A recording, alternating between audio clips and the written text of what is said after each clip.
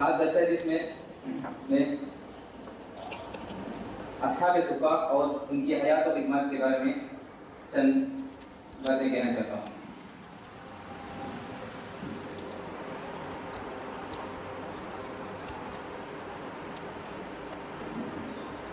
پیغمبر اسلام صلی اللہ علیہ وسلم اور اصحاب اکرام ہجرت کر کے مدینہ منورہ تشریف لائے تو رسول اللہ صلی اللہ علیہ وسلم اور تمام مسلمان 16 یا 17 مہینے تک بیت المقدس کی جانب رخ کر کے نماز پڑھتے رہے۔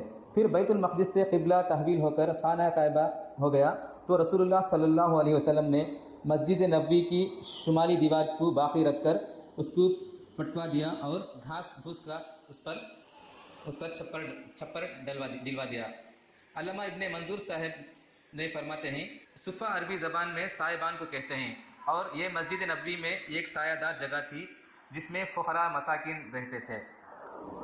فقراء مساکین اور مدینہ منورہ میں جن کا کوئی گھر اور در نہیں تھا، یہ لوگ مدینہ منورہ کی مسجد کے ایک سائبان میں قیام فرماتے تھے اور اسی کو اپنا گھر بنا رکھے تھے۔ صفا کی وسعت، لمبائی اور چوڑائی تاریخ میں سرحتاً نہیں ملتی ہے، البتہ روایتوں سے سمجھ میں آتا ہے کہ صفا کے اندر اتنی وسعت و کشادگی تھی کہ اس کے اندر ایک بڑی تعداد سمو سکتی تھی۔ ایک مرتبہ نبی اکرم صلی اللہ علیہ وسلم نے صفا کے اندر صحابہ اکرام کو دعوت ولیمہ فرمائی۔ 300 صحابہ اکرام دعوت ولیمہ میں شریک ہوئے۔ جگہ کی تنگی کی وجہ سے کچھ لوگ ازواج مطہرات کے گھروں میں آ گئے تھے۔ اصحاب صفا کون تھے؟ مدرسہ صفا کی بنیاد پڑنے کے بعد صفا میں سب سے پہلے قیام کرنے والے مہاجرین صحابہ کرام تھے۔ یہی وجہ ہے کہ انہیں صفۃ المہاجرین کہا جاتا ہے۔ جب بھی مدینہ منورہ میں کوئی شخص رسول اللہ صلی اللہ علیہ وسلم سے مستفیض ہونے کے لیے آتا اور مدینہ منورہ میں اس کی کسی سے شناسی اور جان پہچان نہیں ہوتی تو اس کے یہاں قیام کرتا، اور اگر مدینہ منورہ میں کسی سے تعارف نہیں ہوتی تو صفا میں قیام کرتا تھا۔ مدینہ منورہ کے بعض انصار صحابہ کرام بھی زہد و فخر کی زندگی اختیار کر کے اصحاب صفا کے ساتھ گزر بسر کرتے تھے۔ مثلا حضرت کعب بن مالک، حضرت حنظلہ ابن ابو عامر انصاری اور حضرت حارثہ بن نعمان انصاری ہیں جن کا مدینہ منورہ میں اچھا گھر تھا۔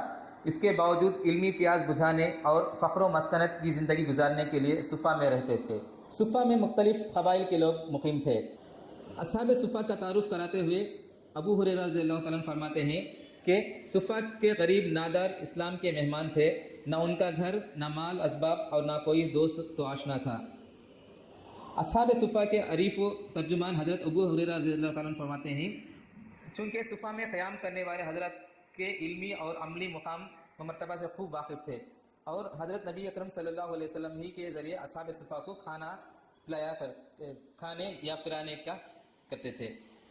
اصحاب صفا کی تعداد، درسگاہ میں صفا میں مقیم طلبہ کرام کی تعداد گھٹتی بڑھتی رہتی تھی، اور چند اصحاب جنگ کے لیے جاتے تھے اور پھر واپس آ جاتے تھے۔ چند اصحاب کی شادی ہوتی تھی تو ان کی تعداد گھٹتی اور بڑھتی تھی، ورنہ بیک وقت عام طور پر 70 یا 80 کی تعداد ہوا کرتی تھی۔ اصحاب صفا کے چند صحابہ کے نام: حضرت ابو درداء رضی اللہ تعالیٰ عنہ، حضرت ابو ذر غفاری رضی اللہ تعالیٰ عنہ، حضرت ابو سعید خدری رضی اللہ تعالیٰ عنہ، حضرت ابو عبیدہ بن جراح رضی اللہ تعالیٰ عنہ، حضرت ابو ہریرہ رضی اللہ تعالیٰ عنہ وغیرہ۔ اصحاب صفا کے متعلق قرآنی آیتیں۔ اللہ تعالیٰ نے اصحاب صفا کے بارے میں فرمایا، للفقراء الذین سروا فی سبیل اللہ لا یستطیعون ضربا فی الارض یحسبهم الجاہل اغنیاء من التعارف بسیماہم لا یسألون اللہ الحافا۔ یعنی صدقات میں اصل حق ان حاجت مندوں، غربا و نادار کا ہے جو اللہ تعالیٰ کے راستے میں مقید ہو گئے ہیں، اور اسی وجہ سے وہ لوگ ملک میں کہیں چلنے پھرنے کا امکان نہیں رکھتے، اور ان کے سوال سے بچنے کی وجہ سے ناوافق انہیں مالدار خیال کرتا ہے۔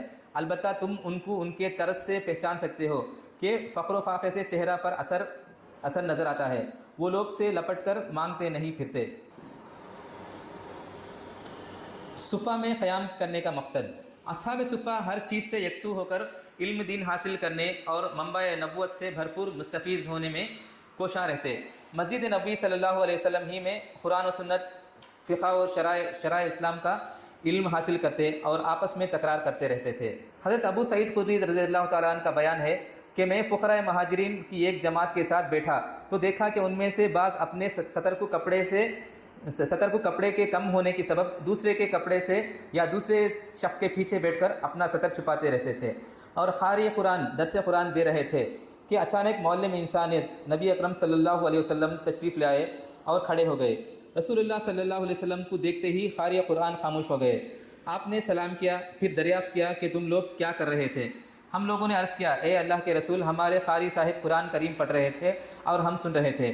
رسول اللہ صلی اللہ علیہ وسلم نے فرمایا، تمام تعریف اس پروردگار کی ہے جس نے میری امت میں ایسے افراد پیدا کیے کہ جن کے ساتھ مجھے خود رہنے کا حکم دیا۔ پھر آگے بڑھ کر خود رسول اللہ صلی اللہ علیہ وسلم ہمارے درمیان جلوہ افروز ہو گئے تاکہ آپ صلی اللہ علیہ وسلم ہم لوگوں کے ساتھ بیٹھنے میں برابر کے شریک رہیں۔ پھر اپنے دست مبارک سے ارشاد فرمانے لگے کہ اچھی طرح حلقہ بنا لو تاکہ تمام حضرات کے چہرے میرے سامنے ہو جائیں۔ پھر آپ صلی اللہ علیہ وسلم نے فرمایا، اے فقراء مہاجرین کی جماعت، تم لوگ قیامت کے دن کامل و مکمل نور کی بشارت خوشخبری قبول کر لو، اور تم لوگ مالداروں سے آدھا دن پہلے جنت میں جاؤ گے اور آدھا دن 500 سال کے برابر ہوگا۔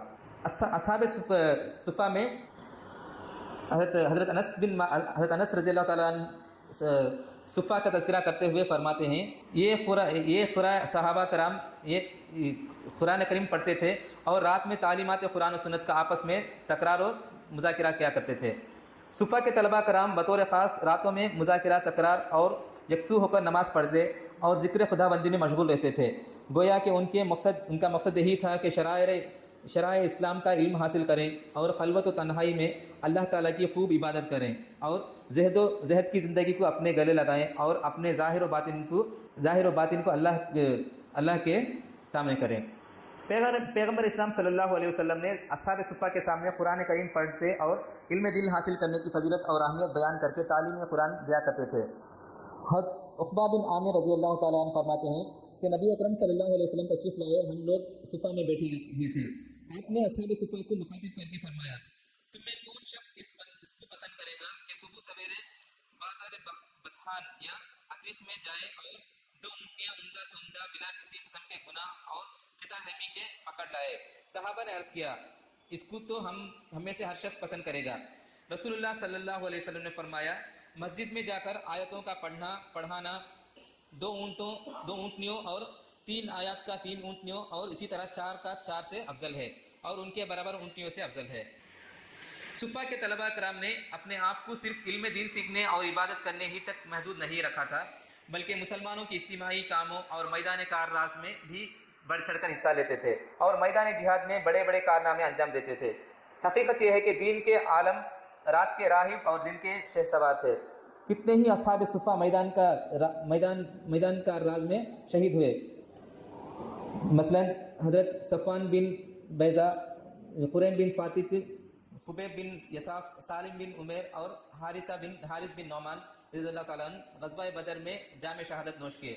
غزوہ احد میں حضرت حنظلہ رضی اللہ تعالیٰ عنہ شہید ہوئے جنہیں فرشتوں نے غسل دیا۔ غزوہ خیبر میں حضرت صخب بن عمرو، غزوہ تبوک میں حضرت عبداللہ زنجبادین اور جنگ یمامہ میں حضرت عمر فاروق کے بھائی زید بن خطاب اور حضرت سالم مولا ابو حذیفہ رضی اللہ تعالیٰ نے شہید ہوئے۔ صفہ کے طلبہ کرام کی عام غذا کھجور تھی اور اسی کو کھا کر اور پانی پی کر گزر بسر کرتے تھے۔ حضرت طلحہ بن عمرو رضی اللہ تعالیٰ عنہ اصحاب صفہ میں ہیں، وہ بیان کرتے ہیں کہ میں مدینہ آیا، وہاں کوئی جان پہچان والا نہیں تھا، اس لیے صفہ میں ایک آدمی کے ساتھ رہنے لگا۔ ہم دونوں کو روزانہ 1 مد کھجور ملتی تھی۔ ایک دن رسول اللہ صلی اللہ علیہ وسلم نماز پڑھ کر واپس ہو رہے تھے۔ اصحاب صفہ میں سے ایک شخص نے بڑھ کر کہا، یا رسول اللہ، کھجوروں نے ہمارے شکم جلا دیے ہیں اور ہماری مشغولیتیں مشکل ہو گئی ہیں۔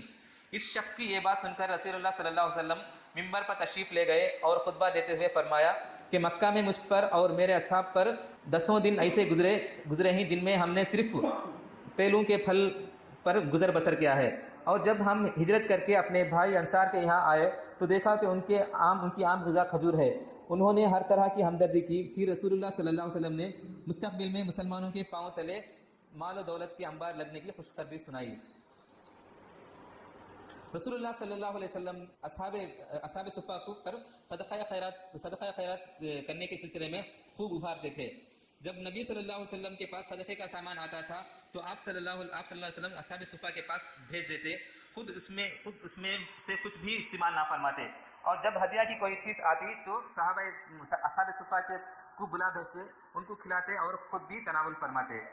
بس اسی پر میں اپنی بات کو ختم کرتا ہوں. وآخر دعوانا الحمدللہ رب العالمین.